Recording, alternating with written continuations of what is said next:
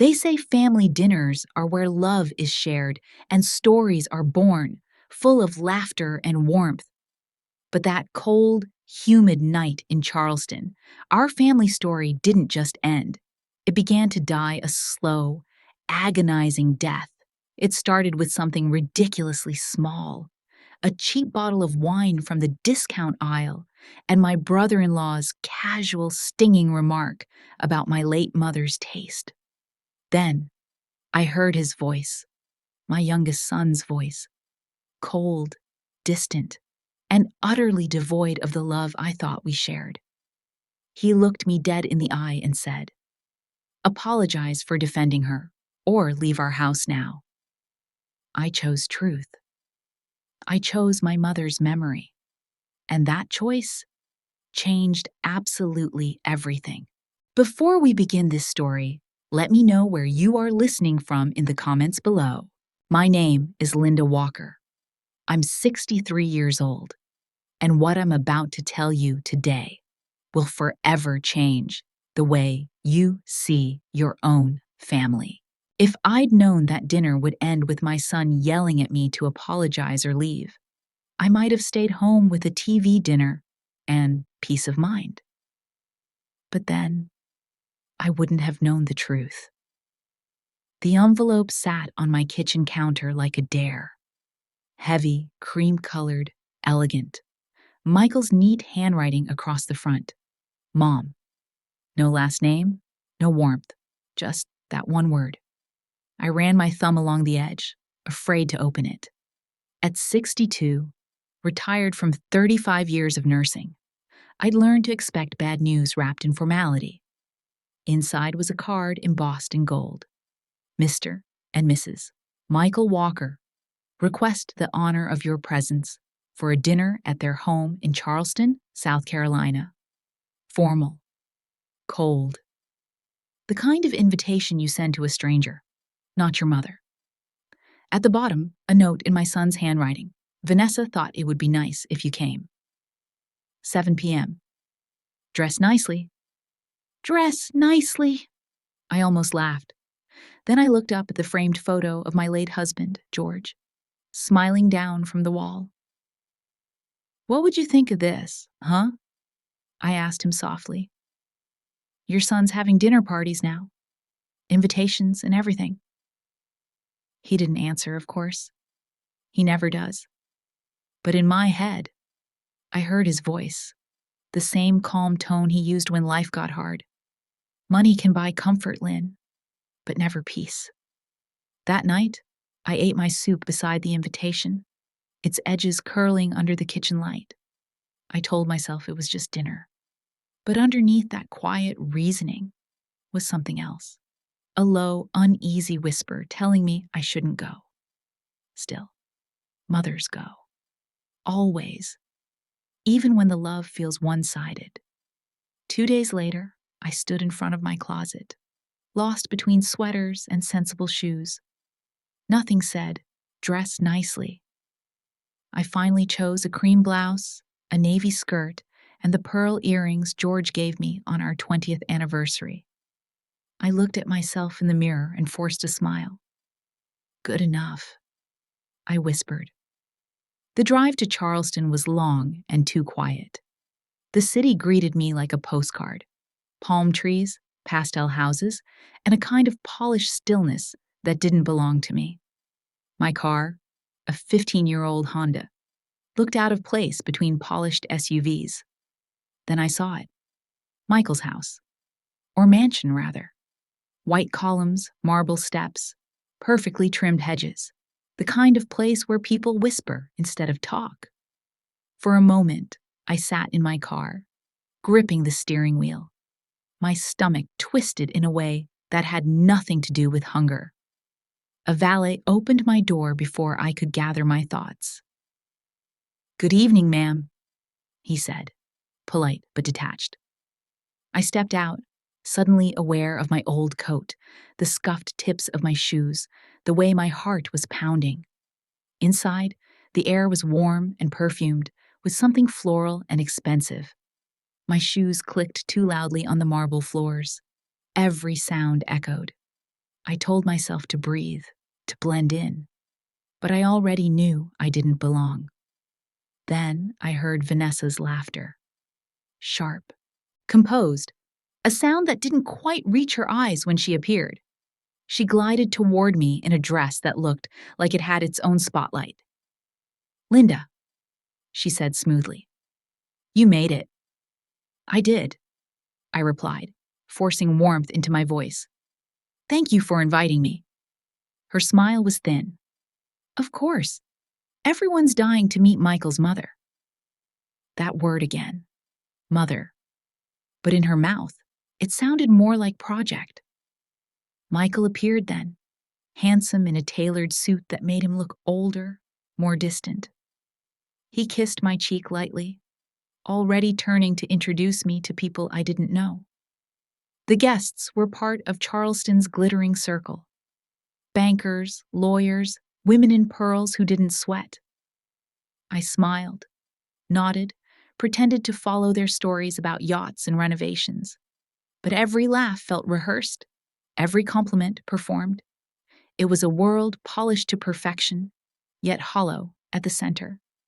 And I, standing there in my thrifted skirt and decades of memories, felt like a ghost, haunting the edges of my son's new life.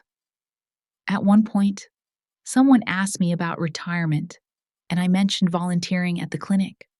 Their eyes glazed over almost instantly.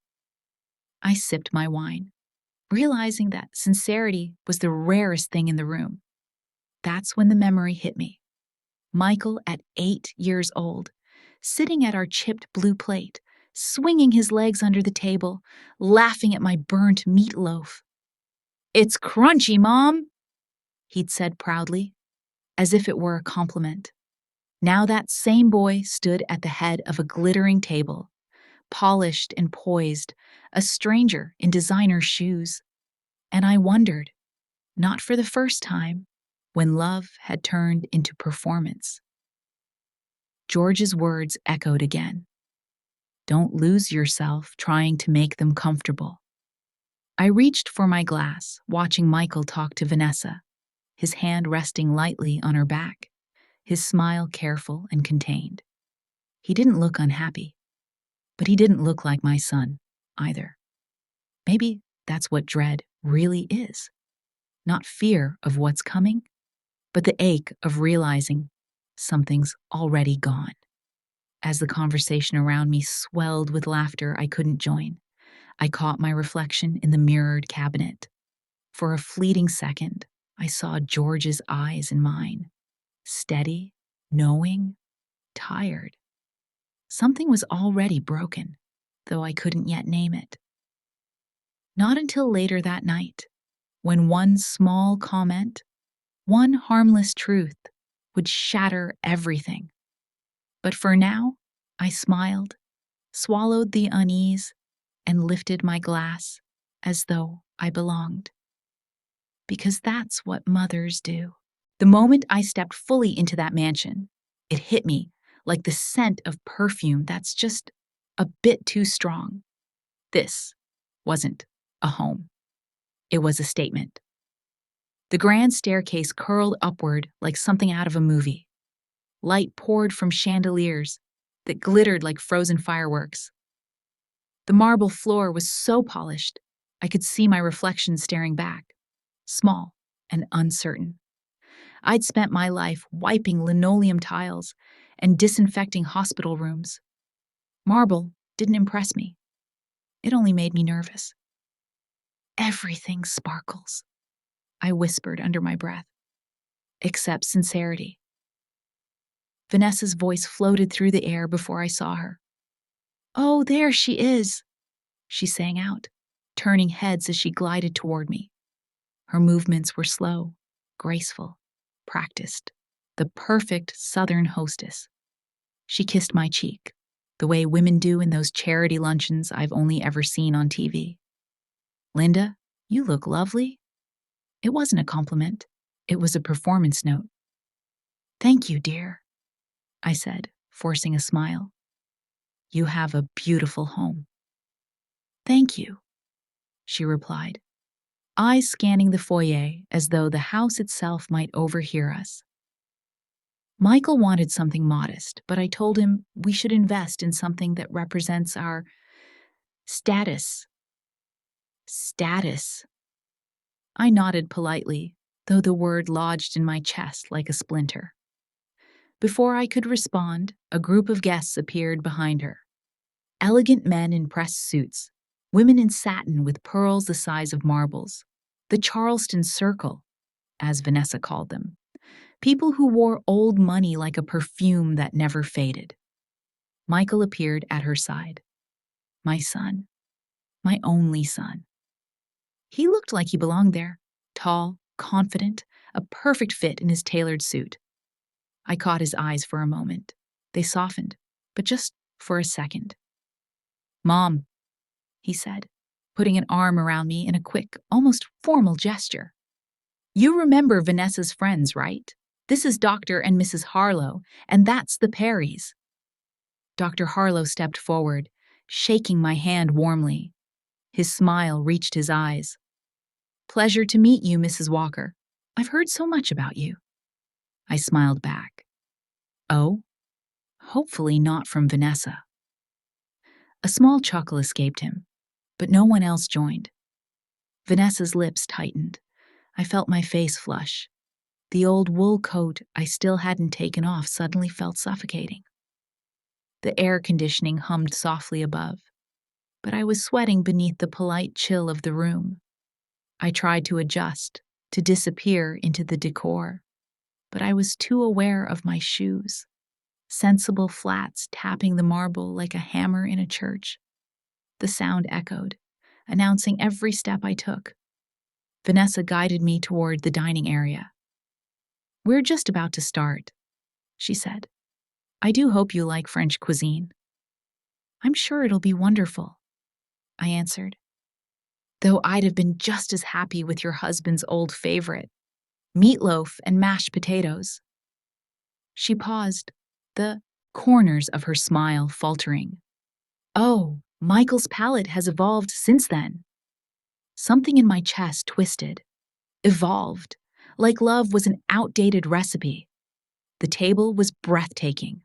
Long white linen, gold-rimmed plates, candles tall as promises. I caught a glimpse of my own reflection in the silverware and hardly recognized myself. As the guests began to sit, Michael pulled out Vanessa's chair first. I noticed how automatically she expected it, how he seemed trained to please her. I took my seat near the end of the table next to Dr. Harlow. He gave me a subtle nod, as if he knew I needed an ally.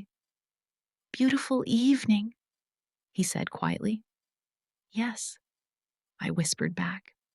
If only I felt like I was invited to it. The first course arrived. Something delicate with a French name I couldn't pronounce.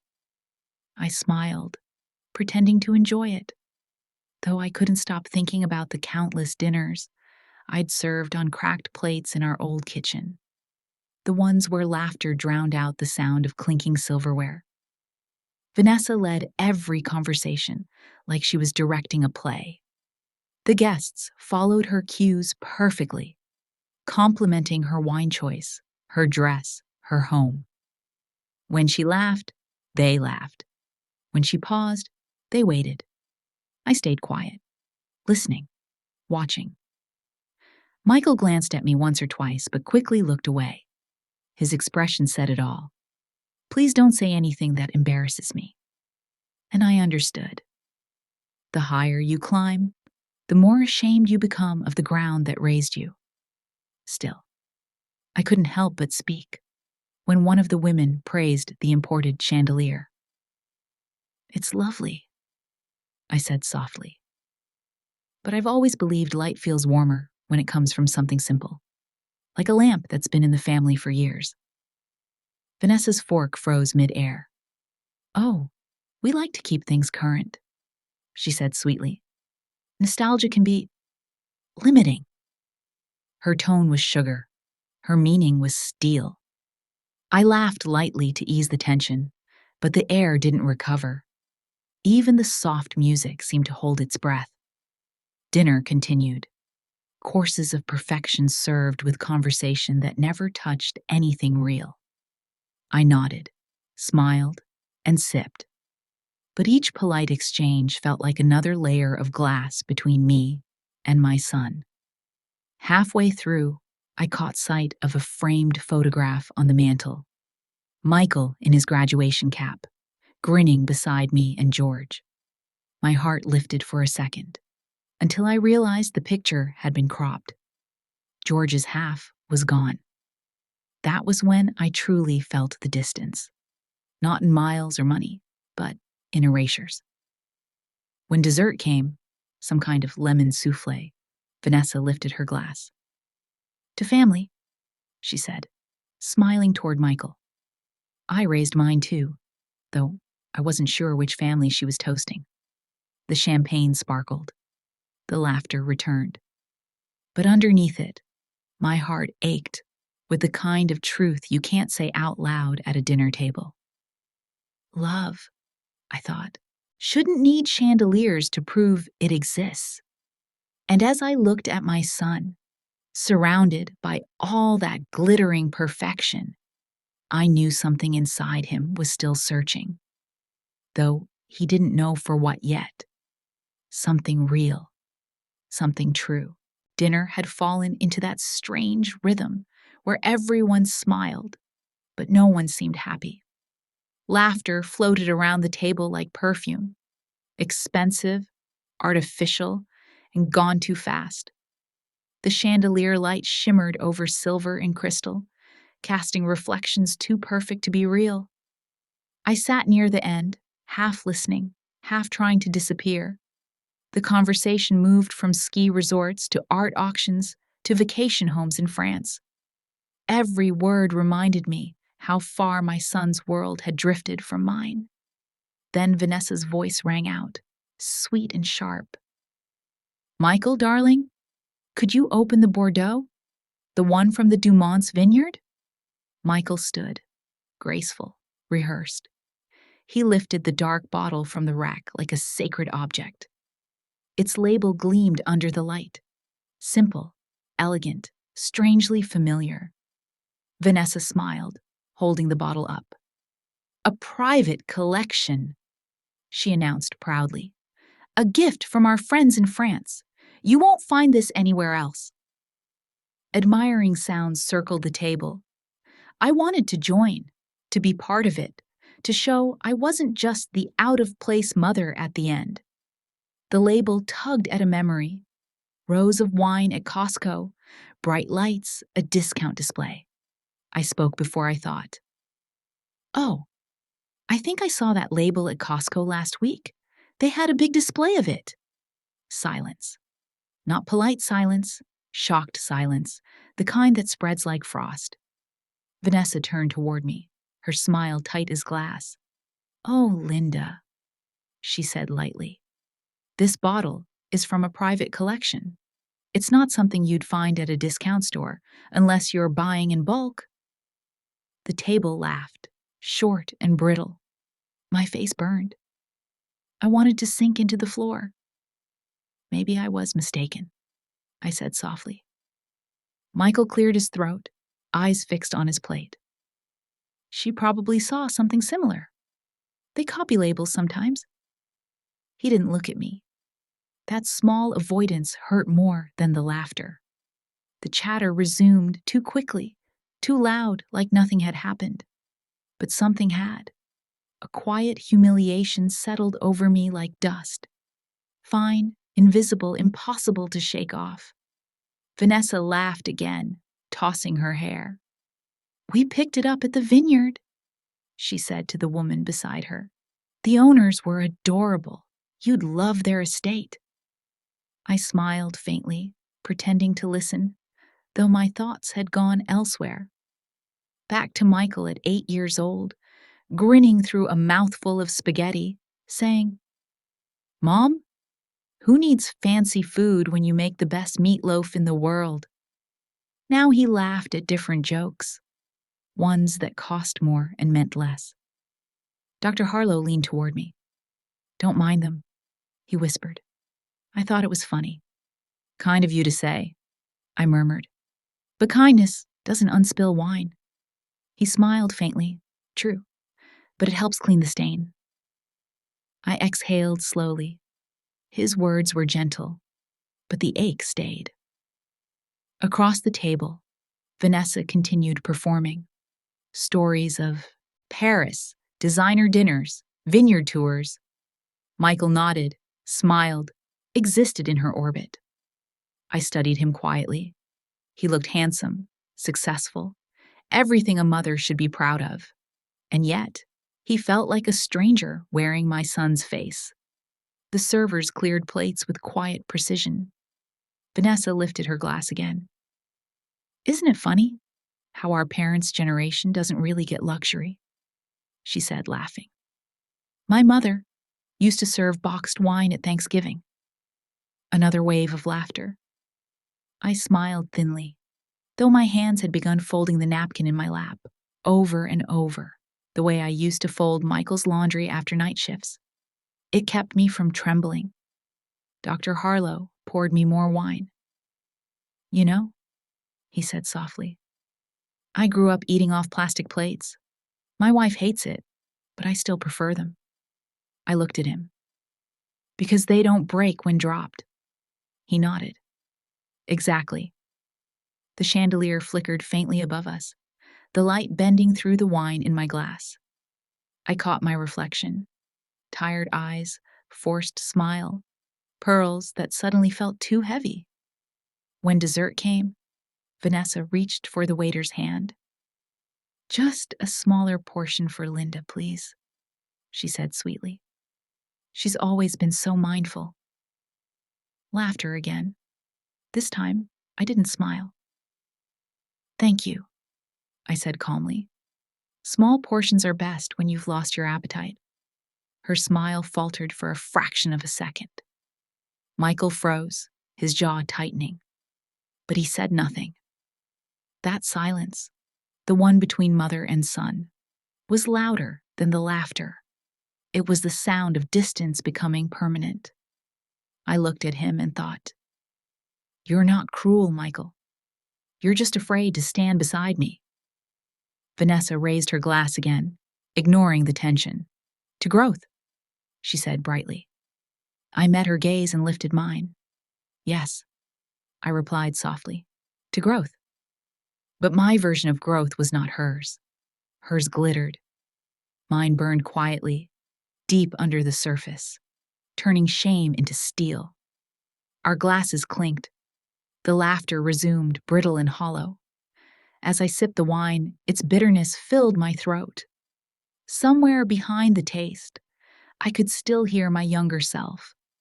Laughing with George in our small kitchen, Michael's voice echoing between cheap walls filled with love. Now the walls around me were marble, but they echoed just the same, empty and cold. I didn't know it yet, but that harmless little comment had cracked something much larger than pride. Once glass breaks, no matter how polished it looks, you can always see where it shattered. After the Costco comment, the room never truly recovered. Conversation returned, yes, but it limped. Laughter was too loud, smiles too quick, and beneath it all, something sour lingered in the air. I sat quietly, pretending to eat. The food was exquisite, or so they said, but everything tasted like ashes. Around me, the guests chatted about vacations, real estate, and their favorite European chefs, their words gliding across the table like polished stones. But I could still feel the echo of Vanessa's laughter. Every clink of silverware reminded me I didn't belong. I had spent decades surrounded by hospital beeps, by cries and soft prayers, by life at its rawest. This, though, this silence dressed in elegance, felt far colder. My heart pounded in the stillness between sentences. I tried to breathe normally, but my chest felt tight, as if the air itself were judging me. When I glanced toward Michael, he was looking at Vanessa, smiling at her. The same charming, careful smile I used to see when he was a boy trying to please his teachers. It wasn't love, it was performance. I looked down at my plate, but what I saw wasn't lamb or sauce. It was memory. A chipped blue plate sitting on an old wooden table. The smell of George's burnt pot roast filling our tiny kitchen. Michael's laughter echoing off the walls as he waved his fork and said, "Mom, crunchy food tastes better anyway." That sound, the laughter of home, was nowhere to be found here. I blinked back tears. The crystal glasses shimmered like ghosts, and for a moment, I could almost hear my husband's voice. "Don't let the fancy stuff fool you, Lynn. Truth doesn't shine, it glows." Across the table, Vanessa kept talking. Her voice floated through the air, smooth and rehearsed. Every sentence began with we. We visited the vineyard, we met the senator, we hosted the fundraiser. I wondered if Michael ever said I anymore. Dr. Harlow leaned toward me. "Beautiful home," he whispered. "Yes," I said softly, "though it feels more like a showroom." He smiled faintly. "That's Charleston for you. Everything's polished. Nothing's alive." His honesty steadied me. For the first time that night, I felt seen. But then, Mrs. Perry leaned in toward Vanessa, whispering something. I caught only one word: Costco. They both laughed. My stomach tightened. The kind of humiliation that seeps through your skin, slow and quiet. I didn't flinch. I'd been through worse. But watching my son smile faintly at their joke, that broke something gentle in me. Vanessa looked radiant again, glowing beneath the chandeliers. I wondered if she knew how fragile her perfection really was, how quickly glass shatters when struck by truth. The servers replaced plates and poured another round of wine. The smell was rich, expensive. Vanessa didn't touch hers. Michael took a sip, his eyes dark and tired. He looked up suddenly. "Mom," he said, "you okay?" It was the first time he'd spoken directly to me since the embarrassment. His tone was light, but I heard it, the guilt beneath it. "I'm fine," I said gently. "You know me, Michael. I've survived louder rooms than this." A faint smile tugged at his lips, but it didn't last. Vanessa slipped her hand over his, reclaiming him without a word. The guests began discussing a charity auction. Vanessa's laughter rose above the rest, perfect pitch, perfect timing. I watched her, beautiful and hollow, and felt the ache of realization.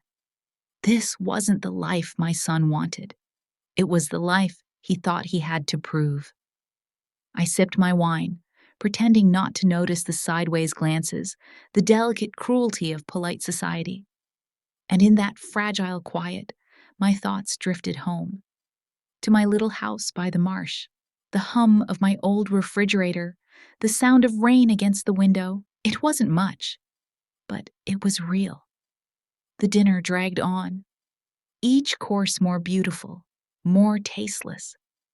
I smiled when expected, nodded when spoken to, but my mind kept returning to that chipped blue plate, the one George refused to throw away because cracks mean something's been loved enough to last. When dessert arrived, Vanessa stood, her tone gleaming with control. "I just want to thank everyone for coming tonight," she said sweetly. "We're so grateful for the people who've supported us, family, friends, and those who helped us become who we are." Her eyes flickered toward me for only a heartbeat before moving on. The applause was polite. Michael stood beside her, smiling, his hand at her back. But when he glanced my way, something faltered. Just a second of hesitation. A flicker of the boy he used to be. That tiny look. It broke me and healed me at once. I nodded back, almost imperceptibly, as if to say, "I see you." I'm still here. No one else noticed. The laughter resumed. The music played. The room returned to its perfection. But I knew something had changed. Beneath all that polished marble and glass, a crack had formed. Not in the dinner, not in the marriage, but in the illusion. I stayed quiet, sipping my wine. The bitterness on my tongue felt cleaner than anything else in that room. For the rest of the evening, I said little. But I listened to the nervous laughter, to the false compliments, to the loneliness hiding inside their beautiful lives. And I thought, if this is what winning looks like, I'd rather keep my cracks. The night would go on, and the masks would stay in place. But somewhere inside that gilded house, truth had already begun to breathe, and truth, once awake, never goes back to sleep. The night should have ended long before it did. Guests were slipping into coats, murmuring polite goodbyes, their laughter echoing through marble halls that suddenly felt colder than before. I had my purse in hand, ready to leave quietly, when Michael's voice stopped me. "Mom," he said softly, "can I talk to you? In my office." His tone was polite but tight. That's how you speak when anger hides behind manners. I followed him down a long hallway lined with photos of vacations and charity galas, perfect moments without a single trace of me or his father. The door closed behind us with a sharp click. Michael stood near his desk, his jaw tight. "Mom," he began, "you embarrassed Vanessa tonight." For a second, I thought I'd misheard. "I what?" He exhaled, rubbing his forehead. "The comment about the wine. You made her look foolish in front of everyone." "Michael," I said carefully, "it was a joke. I wasn't trying to." She felt mocked. He cut in. "You know how much work she put into tonight. You need to apologize." Apologize. That word hit me harder than I expected. Apologize, I repeated slowly. For saying I thought I saw a bottle of wine at Costco? "It wasn't what you said," he insisted. "It's how it made her feel." I let out a quiet laugh, dry, humorless. "Your wife humiliated me in front of a table of strangers, Michael. She called me cheap. She made sure everyone laughed. But somehow, you think I'm the one who needs to apologize." He winced. "Mom, please, it's not that simple." "It's exactly that simple," I said, my voice trembling. "You want me to bow my head to the woman who mocks me for where I come from, to say I'm sorry for being myself." He looked away. "You just don't understand how things work here." "Oh, I understand perfectly," I said. "You've built yourself a house made of glass, and you're terrified someone like me might leave fingerprints on it." "Mom," he warned, "don't do this." "Do what?" I asked. "Tell the truth?" His voice rose. "You could have just smiled and let it go. And you could have stood up for me," I said quietly. That silenced him. I saw the struggle in his eyes, the same look he'd had as a boy when caught between right and easy. He opened his mouth, but no words came. Finally, he said, "Either you apologize to my wife, or you leave my house." The words fell heavy in the room. For a moment, I couldn't breathe. All the nights I'd worked overtime, the birthdays I'd missed, the tears I'd hidden, every sacrifice landed right there in that sentence. "You'd throw your mother out over a bottle of wine?" I asked softly. He hesitated. "It's not about that. It's about respect." "Respect," I repeated. "I gave you everything I had, Michael. Respect was the only thing I never let you lose." I could feel the old reflex rising inside me, the one every mother knows, the urge to make peace, to protect, to surrender just to keep the love you built from shattering. But I had spent a lifetime swallowing pride. Tonight, it stuck in my throat. You know what your father used to say? I asked quietly. If telling the truth makes people uncomfortable, maybe they needed to be uncomfortable. Michael's eyes softened, but only for a heartbeat. Then he looked away. Please, Mom, don't make this harder than it has to be. I straightened my shoulders. Fine, I said. I'll apologize, but I'll do it my way. He frowned. What does that mean?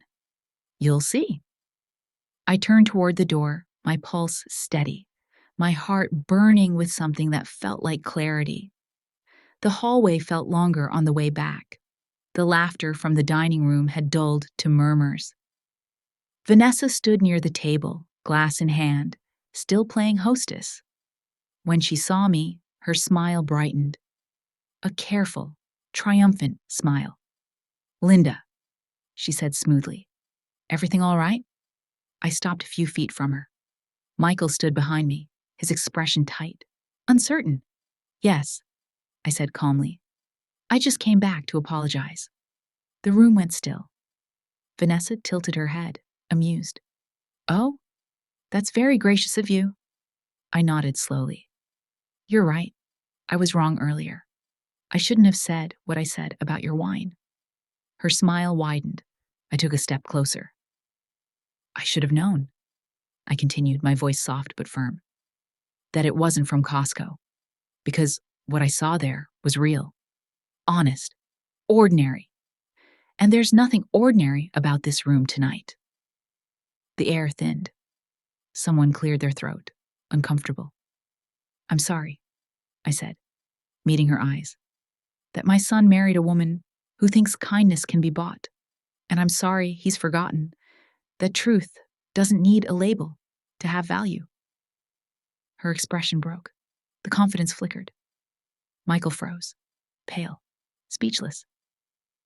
I raised you to stand tall, not bow down, I whispered, more to him than anyone else. And I won't teach you the opposite now. Then I turned toward the door. Behind me, the room was silent. No laughter, no clinking glasses. Just the quiet hum of the air conditioner and the weight of what couldn't be unsaid. I didn't look back. I didn't need to. I'd already seen enough. For years, I'd wondered what it would take to finally stand up for myself again. Now I knew. Sometimes strength doesn't shout. It simply walks out the door without apologizing for being true. The hallway outside Michael's office was so still, I could hear my own heartbeat. The air felt colder than before, like the house itself had overheard what he said. I didn't cry. I'd cried enough in my life to know tears never fix pride. Instead, I just stood for a moment, breathing, until the sting behind my eyes settled into something sharper. Behind me, I heard his hesitant voice. Mom. I didn't turn. Walk with me? I said. We moved down the hallway together, mother and son, close enough to hear each other breathe, but too far to truly reach. The walls around us were lined with photos. Michael smiling in tuxedos, on yachts, with Vanessa's hand resting perfectly on his chest. My reflection wasn't in any of them. When we reached the dining room, the sound of laughter drifted out, thin and rehearsed. The light from the chandelier spilled into the corridor, warm but hollow. I glanced at my son, then stepped forward. As soon as I entered, the room went silent. Vanessa froze mid-laugh, her smile tight and uncertain. The guests shifted, caught between curiosity and discomfort. Every sound, the clink of glass, the hum of air conditioning, sounded too loud in the quiet that followed. I walked slowly back to the table, my heels tapping against marble. I didn't sit. My fingers brushed the back of my chair, grounding me. I owe everyone here an apology. I began. Vanessa tilted her head, voice syrupy. Oh, Linda, please. There's no need. There is, I said, cutting her off gently. I've been thinking about my comment earlier, about the wine. It was careless. I spoke out of place and I embarrassed you, Vanessa. For that, I'm sorry. A few guests smiled with relief, ready for the moment to pass. But I wasn't finished. However, I continued, I'm not sorry for what that moment revealed. The air changed. Even the candles seemed to pause. I grew up in a house where laughter mattered more than appearance, I said softly. Where we used chipped plates and cheap wine but never forgot to say thank you. Maybe that's what made me forget how fragile pride can be. I looked around the table, then directly at Vanessa. You see, I came here tonight as a mother, not a critic. But sometimes, being yourself in a room like this is treated like a crime. Her smile faltered. Linda, I think we're all just tired. I'm tired too, I said evenly. Tired of pretending that kindness is measured by cost, that silence is the same as grace. I was asked to apologize or leave. I've done one and I'll do the other soon. But before I go, I'd like to say something honest. Every face turned toward me. Even the chandelier light seemed to dim. I've worked my whole life trying to give my son a better one. I scrubbed floors, skipped meals, and prayed that he'd grow into a man who valued people over presentation. And tonight, watching him defend pride over love, I paused, swallowing the ache in my throat. It broke something I can't name. The guests sat perfectly still. Only Dr. Harlow nodded faintly, eyes soft with understanding. I don't hate you, Vanessa, I said. In fact, I pity you. You've built a life so polished it doesn't have room for fingerprints. But the truth is, it's the smudges that make things real. Her face tightened. I don't think this is the time. It's exactly the time, I said quietly. Because this table, this silence, is where truth finally shows up, whether it's invited or not. I turned toward Michael. He stood near the wall, pale, still. For a moment, his eyes met mine, uncertain, guilty, full of something close to shame. You told me to apologize or leave, I said. So here's my apology, and here's me leaving. I reached for my coat, folding it over my arm. But before I go, I want you to know something, son. You don't lose yourself all at once.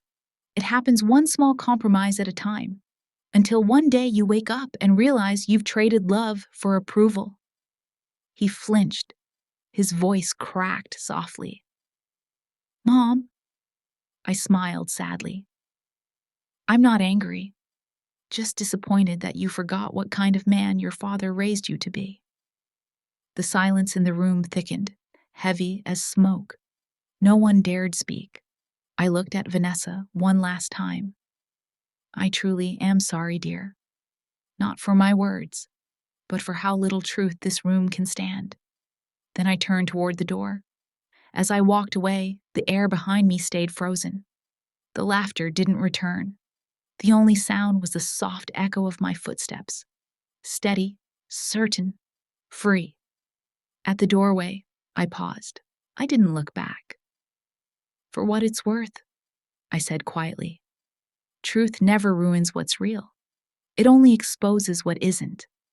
And with that, I stepped into the hallway, the scent of roses fading behind me. Each step felt lighter, like the house was releasing me at last.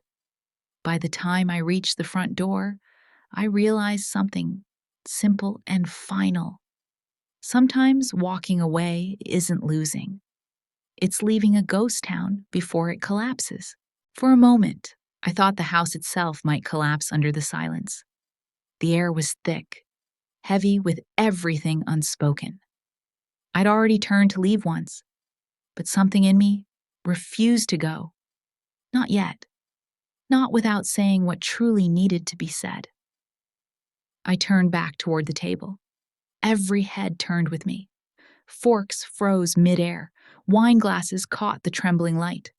Vanessa's smile was still there, polite and brittle. "Linda," she said carefully, "please, let's not make this uncomfortable." I met her gaze, calm and steady. "It's already uncomfortable," I said. "That's why it's honest."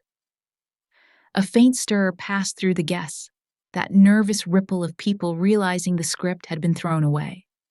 I took a slow breath. "You wanted an apology, Vanessa," I said. "So I'll give you one." Her chin lifted slightly, victorious. "That's all I asked for." "Yes," I said, "and I'll give you one worth remembering." The chandelier hummed softly, light fracturing across the table.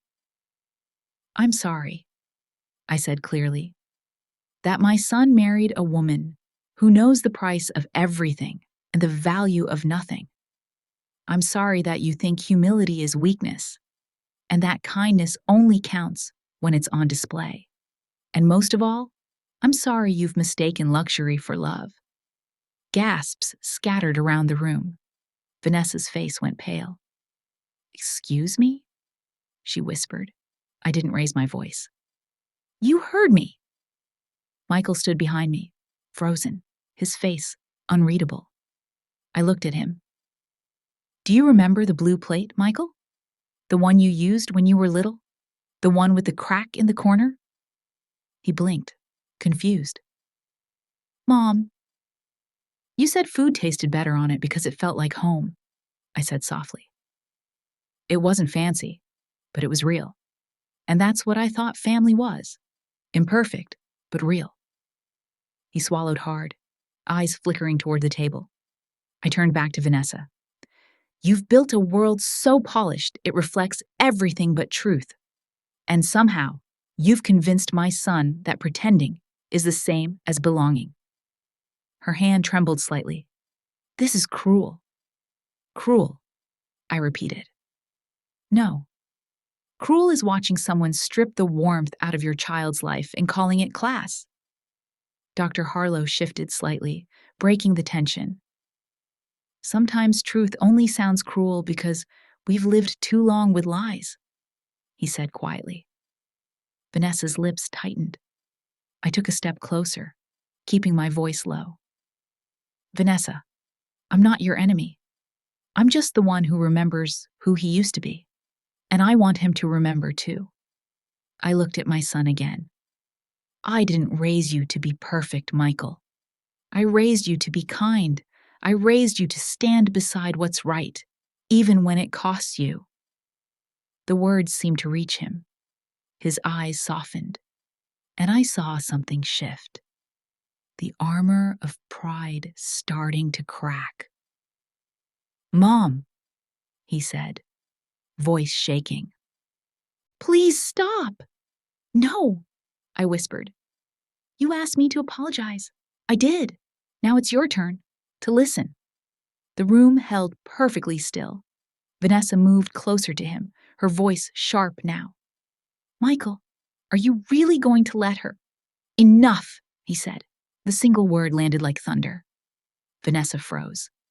Michael took a breath, his voice trembling but clear. "You're right, Mom. I should have stopped it earlier. I let her humiliate you, and I didn't say a word." Vanessa's face flushed red. "How dare you?" Michael turned to her. "No, how dare I? She worked her whole life so I could have this house, this career, and I let you make her feel like she didn't belong in it." The guests exchanged uneasy glances. Michael's voice cracked. "You think I don't see it? The way you talk to her, the way you look at her clothes? I thought success meant I'd made her proud. But what good is success if it costs you your soul?" Tears burned behind my eyes, but I didn't move.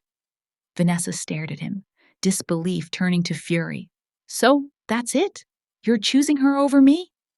He sighed, exhausted. "I'm choosing what's real. Her lip trembled. "You'll regret this." He shook his head. "Maybe. But not as much as I'd regret staying silent." The room seemed to exhale all at once. For the first time that night, I felt the air move again. I stepped closer, placing my hand lightly on Michael's arm. "You don't have to defend me," I said gently. "You already did what I prayed you would. You remembered." He looked at me, eyes wet. "I'm sorry, Mom, for all of it." I smiled through tears. "No, sweetheart, you found your voice. That's all I ever wanted." For a heartbeat, the world shrank to just us, mother and son, the rest of it fading away. Then, as I turned to leave, I glanced once more at Vanessa. Her mask was gone now, just a woman, small and furious in her own kingdom of glass. "I don't hate you," I said softly. "But I do hope, someday, you learn that being adored and being loved aren't the same thing." Her eyes filled with tears she refused to let fall. Michael followed me toward the door. The guests sat frozen, their faces pale in the candlelight. No one said a word. At the threshold, I turned back one last time. "Truth doesn't destroy what's real," I said. "It only shows what never was." And with that, I left them sitting under their chandelier light, perfect, still, and cracking quietly in the dark. For a long, breathless moment after my words fell, the house went still, eerily, almost reverently still. The air felt heavier, as if it was trying to remember how to move again. Then, like clockwork, the world resumed. Forks clinked, glasses shifted, someone cleared their throat too loudly. Vanessa stood there, white as the tablecloth, her smile trembling at the corners. "Well," she said finally, her voice stretched thin. "That was unexpected." No one responded. The guests, her precious Charleston circle, began exchanging awkward glances. One woman whispered to her husband, who nodded quickly and started to rise. Chairs scraped the floor, soft and embarrassed. "Thank you for the evening," someone muttered. "So lovely, really."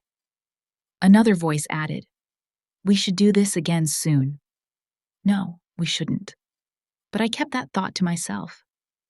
Dr. Harlow stood slowly, his expression unreadable but his eyes warm. He reached for my hand, a brief, steady shake that said more than words. "That was brave, Mrs. Walker," he murmured.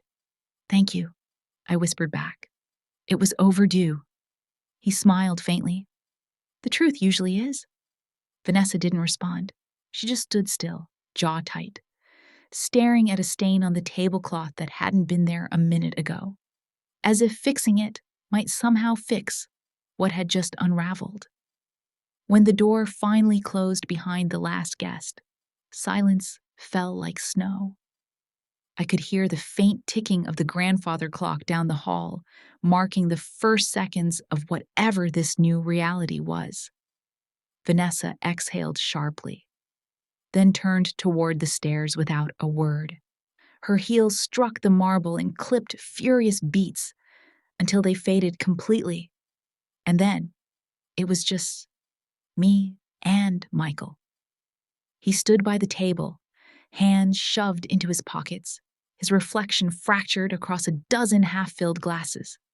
He looked exhausted, like a man who'd been living two lives and finally realized both were crumbling. "Mom," he said softly, his voice frayed. "I don't even know what to say." "You don't have to say anything," I replied. "Not tonight." He took a slow breath. "You didn't deserve that." I smiled sadly. "You didn't either." He shook his head. "I let her talk to you that way. I thought keeping the peace meant staying quiet." I looked at him, at the boy I raised buried under the man he'd become. "Michael, silence doesn't keep peace. It just buries guilt where love is supposed to live." His eyes glistened. "Can I come by tomorrow?" I. He stopped, his voice breaking. I don't even know where to start. I reached out, resting my hand on his arm. Start with showing up. The rest will follow. He nodded, then stepped forward like he wanted to hug me, but stopped halfway, torn between pride and longing. So I reached for him instead, pulling him close. For one long, fragile second, he let himself be a child again, head against my shoulder, shaking. I'm sorry, he whispered. I know, I said. And I love you, even when you forget how to be yourself. When he finally pulled back, his eyes were red. He looked at me the way he used to when he scraped his knee and didn't want to cry. Good night, Mom. Good night, sweetheart. I left the house quietly. The butler, kind and wordless, opened the door for me. His eyes lingered on mine for a moment, a silent nod of respect, the kind given to someone who's done something both terrible and necessary. Outside, Charleston rain had begun to fall. It wasn't angry rain. It was soft, steady, cleansing. I stepped out into it, closing my eyes as the drops touched my skin. It smelled of wet magnolia and salt from the sea, like the city itself was trying to wash the night clean. By the time I reached my car, I was soaked, but I didn't care. I slid behind the wheel and sat there for a moment, listening to the rain drum against the windshield. Through the blur of water, the mansion glowed behind me, beautiful, cold, hollow. A glass palace that finally had a crack in it. I drove home slowly, headlights cutting through fog. The city passed by in muted colors. Empty streets, streetlights bending under rain, porches glowing warm behind curtains. Charleston had always been a city of facades, but tonight, I saw through them all. My house waited at the end of a narrow road, small and unassuming, the paint a little chipped, the garden overgrown. But when I pulled into the driveway, the porch light blinked on automatically. Late, as always, but faithful. Inside, it smelled like tea leaves and rain-soaked wood. I hung up my damp coat, slipped off my shoes, and stood for a moment, just breathing. The quiet here was different, gentle, familiar. It didn't demand anything. I opened the cupboard and found it, the old blue plate, the same one Michael used to insist on using every night. The crack was still there, running across its side like a memory that refused to fade. I traced it with my thumb. Still holding, huh? I murmured. The kettle hissed softly behind me. I poured water into my favorite chipped mug, sat down at the kitchen table, and let the steam rise like prayer smoke. On the wall, the photo of us, George, Michael, and me, still hung crooked. We were younger then, poor but happy. George's arm was around both of us, his smile easy, honest. Michael was beaming, his hair sticking up, one tooth missing. A real family, imperfect but real. I stared at that photo for a long time. Did I lose him tonight? I wondered. Or maybe this was how you get your child back, by breaking the shell around him first. The rain eased, falling lighter now, gentler. I could almost hear George's voice saying what he used to whenever storms passed. It's just the sky cleaning itself, Lynn. Maybe that's what this was. Not destruction, just cleansing. I finished my tea and stood to wash the cup. The water was warm on my hands. I looked out the window, past the raindrops clinging to the glass, and whispered, "Come home when you're ready, Michael. The door's always open." The words hung in the air, simple and true. As I turned off the light, the kitchen glowed for a second longer, the way homes do when they recognize peace returning.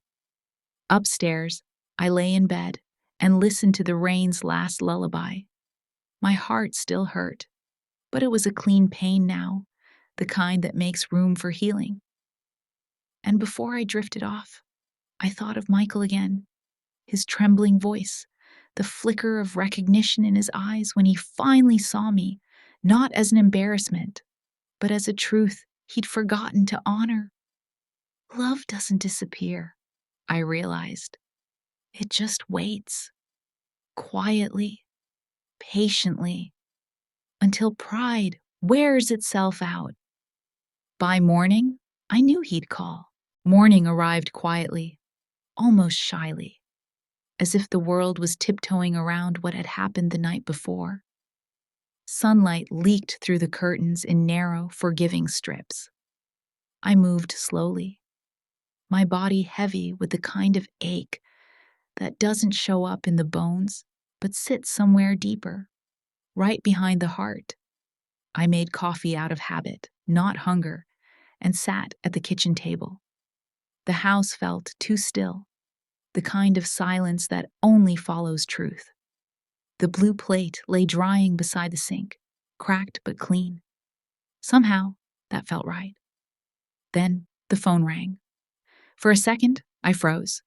I knew that number as well as my own heartbeat. My fingers hesitated before I answered. Mom. His voice was soft, hoarse, like someone trying to speak after holding his breath too long. Can I come over?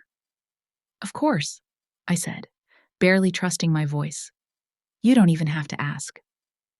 An hour later, his car pulled into the driveway. It looked too polished for my small street, but the man stepping out of it didn't look polished at all.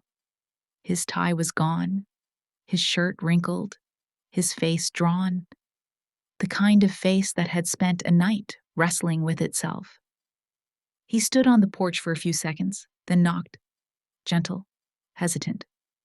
He never used to knock. When I opened the door, he just looked at me. No words, no excuses, only eyes that looked older than yesterday. Come in, I said quietly. He stepped inside, taking in the familiar space as though seeing it for the first time. The smell of coffee, the crooked family photo, the worn sofa that had survived his childhood. He gave a small, broken laugh. It still smells like home. That's the idea, I said. He sat at the table, hands clasped tightly. I couldn't sleep, he said. I kept hearing what you said.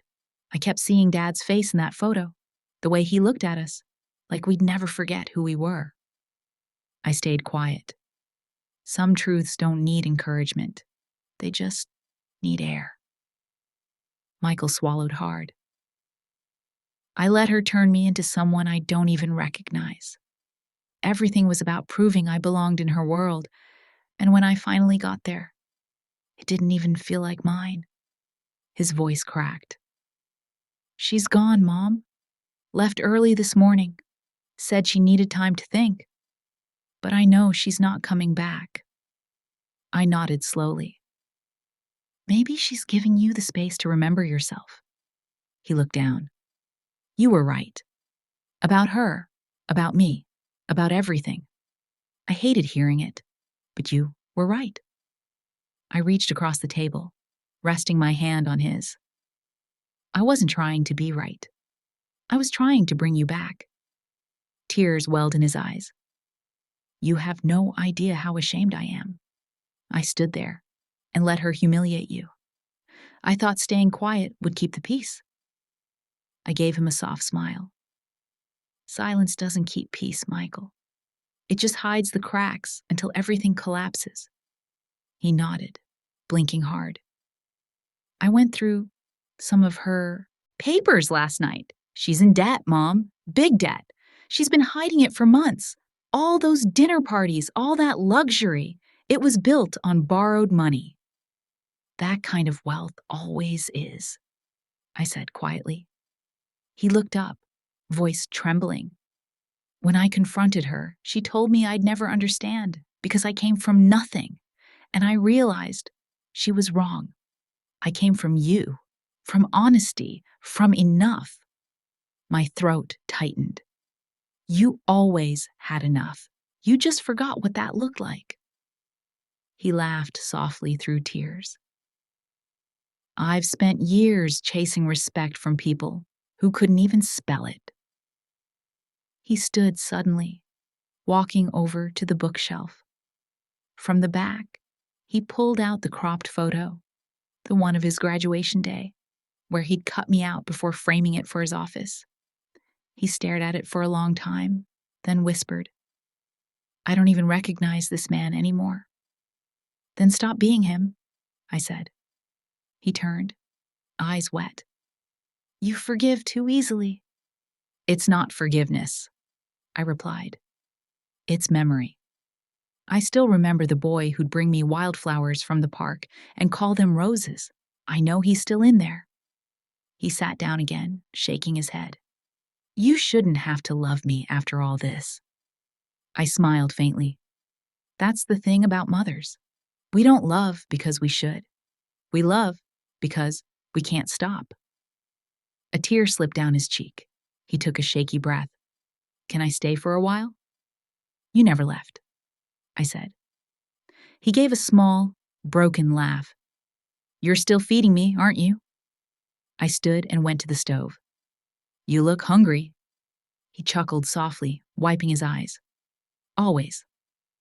I cracked 2 eggs into the pan, the familiar sizzle filling the silence. It smelled like mornings from a lifetime ago. When I slid the plate in front of him, the same old blue plate, his hands trembled before he picked up the fork. For the first time in years, I watched him eat without pretense, without hurry. Just a man remembering what peace tasted like. When he finished, he leaned back, exhaling deeply. This feels real again. It is, I said. Truth always is. He looked at the photo on the wall, the one with all 3 of us smiling beneath the summer sun. He stood, straightened it carefully, then turned back to me. I think I'm done pretending, Mom. Good, I said softly. It doesn't suit you. He smiled, a genuine boyish grin that reached his eyes. Dad would have loved to see you put Vanessa in her place. I laughed. Your father hated confrontation, but he loved truth. He'd be proud of you for finding it. Michael's voice lowered. I hope so. I nodded. He is. When he left that afternoon, the air outside was warm and clear. He hugged me before getting into his car. A real hug, solid and long, the kind that says, thank you for not giving up on me. After he drove away, I stood at the doorway, the blue plate still warm in my hands, and whispered a quiet prayer of gratitude. He's coming home again, George. He finally found his way. The wind carried the scent of rain-soaked earth through the open window, and for the first time in years, I felt peace settle in my chest, not loud, not triumphant, but steady. Sometimes love isn't about rescuing someone. It's about standing still long enough for them to find the road back to you. That morning, my son did. A few weeks passed. The days found their rhythm again. Quiet mornings, long walks, simple meals. For the first time in years, my house didn't feel like an echo. It felt lived in, like every wall could breathe again. Vanessa was gone. Michael didn't speak much about it, and I didn't press. Some wounds don't need discussion. They need silence, soft and patient, until the hurt decides to leave on its own. What mattered was that my son was coming home again, not as the man who needed to prove himself, but as the boy who remembered who he was. When he called one afternoon and asked if he could bring my grandson over for dinner, my chest tightened the way it used to on Christmas mornings. Of course, I said, but only if you let me cook. He laughed. Wouldn't miss it. That night, I set the table slowly, savoring every small ritual, the worn linen cloth, the vase with backyard daisies, the faint crack running down the center of the blue plate. I didn't bother to hide it. Scars have a way of reminding you what survived. The doorbell rang just as the oven timer chimed. When I opened the door, my grandson, Ethan, ran in first, cheeks flushed from the November air. "Grandma!" he shouted, throwing himself into my arms. I laughed, holding him tight. "You've grown, sweetheart. You'll be taller than me next time." Michael followed, smiling, carrying a bottle of wine and a nervous kind of happiness. "Dr. Harlow's coming too, if that's okay," he said. "He wanted to see you." I smiled. The more, the merrier. Minutes later, the table was full. Just 4 of us. But it felt whole in a way the grand dining hall at his old house never did. There was no glitter, no pretense, just the soft hum of conversation, the sound of forks meeting real laughter, the way a home should sound when it's forgiven itself. Ethan sat beside me, head resting lightly on my shoulder, while he told me about his school art project. "We're painting family trees," he said proudly. "Dad helped me. He said we had strong roots." I looked at Michael. He met my eyes and smiled. And for a second, the years between us, the mistakes, the silence, the pride, seemed to fade. Dr. Harlow raised his glass. "To strong roots," he said warmly, "and the people who remind us not to cut them down." We all clinked glasses. The sound was soft, pure, nothing like the brittle crystal chime I remembered from that other dinner.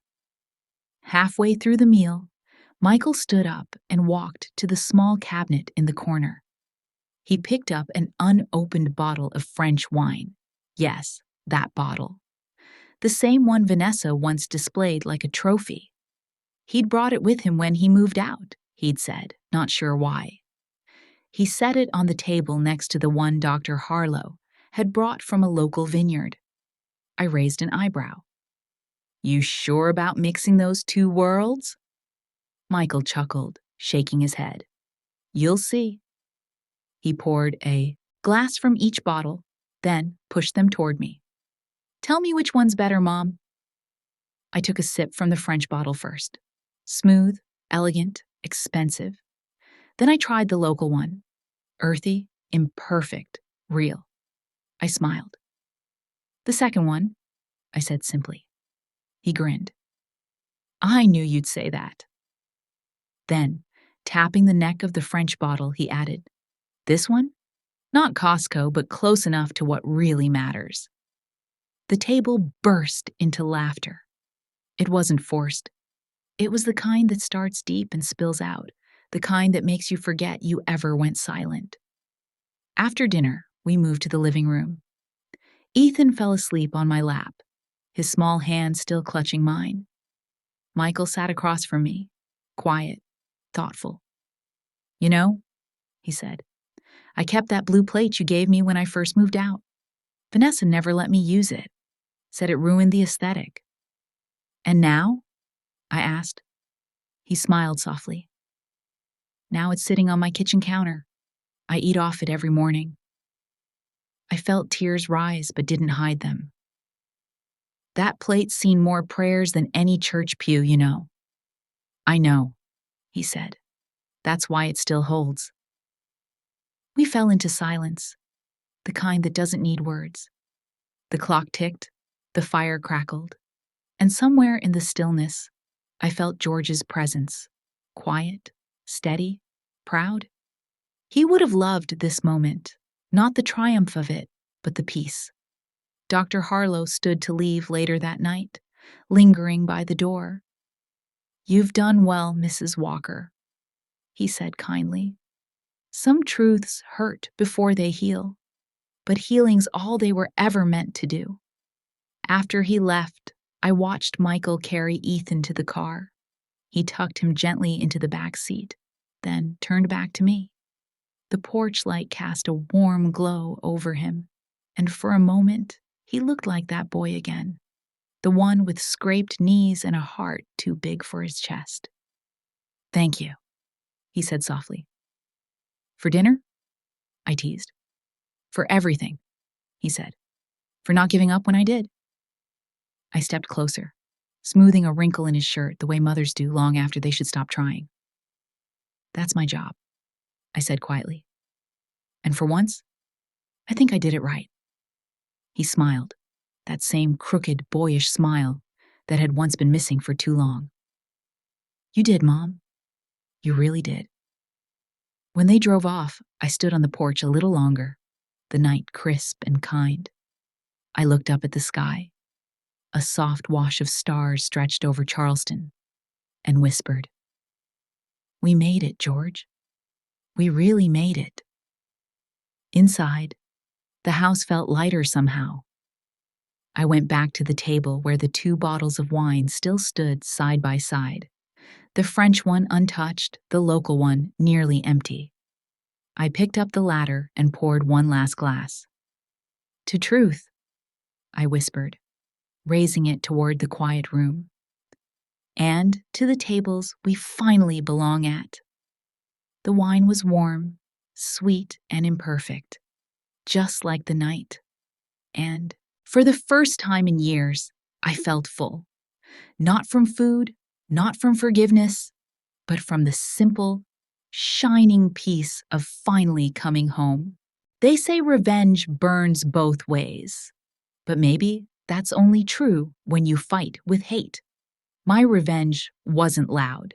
It didn't come with anger or victory speeches. It came in the quiet, the kind where you choose truth over silence, dignity over approval, peace over pretending. I didn't ruin their dinner that night. I ended the performance. And sometimes, that's the most beautiful kind of revenge there is. When you stop needing anyone's permission to exist as yourself. If it were you, standing in a house that once called you family, hearing your own child defend the lie that broke you, would you walk away in silence? Or would you stay and speak the truth one last time? Tell me below.